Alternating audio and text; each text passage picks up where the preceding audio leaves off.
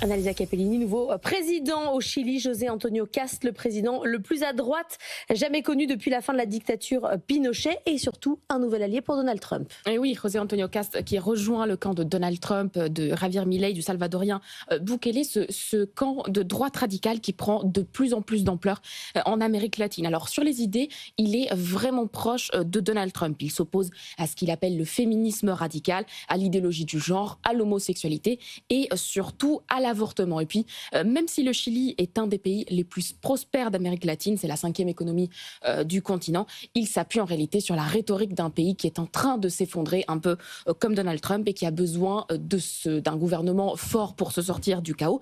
D'ailleurs, il ne renie pas du tout la dictature de Pinochet, qui était justement un gouvernement fort. Il est très dur sur la question de la criminalité notamment. Oui, là encore, il y a un décalage parce que le Chili reste le pays le plus sûr d'Amérique latine, mais il y a chez les Chiliens une perception d'augmentation de la criminalité, de la violence. Donc, Kast s'est beaucoup appuyé là-dessus pendant sa campagne. Il a promis des lois beaucoup plus dures pour endiguer la criminalité et puis de plus en plus d'expulsions de migrants, des expulsions massives carrément des migrants sans papier. Là aussi, vous reconnaissez bien la politique anti-immigration de Donald Trump. Sur le fond, il est proche de Donald Trump, mais pas complètement sur la forme. Oui, c'est vrai. Il se défend d'être d'extrême droite, par exemple. Il se revendique simplement de droite. Il dit, voilà, moi je suis la vraie droite, celle qui ne fait pas de compromis pour arriver au pouvoir. Et en général, il est beaucoup moins démesuré que Donald Trump. Vous ne le verrez jamais, par exemple, crier un meeting, sortir une tronçonneuse, ce côté un peu hors des rangs qui caractérise des personnages comme Milei, comme Trump, comme Bolsonaro.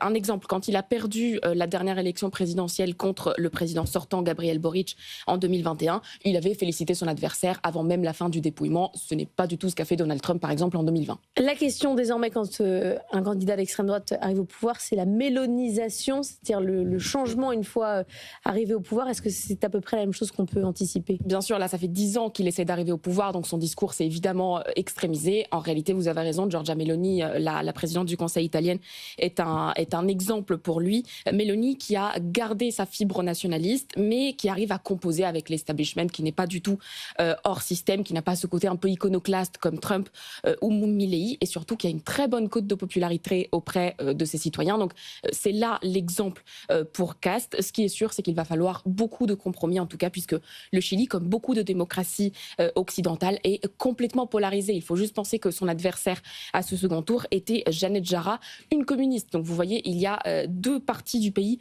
qui se font face et qu'il faudra évidemment tenter de réconcilier. Merci beaucoup, Annalisa Capellini. Le Monde qui bouge, tu as retrouvé un replay, un podcast sur l'application BFM Business.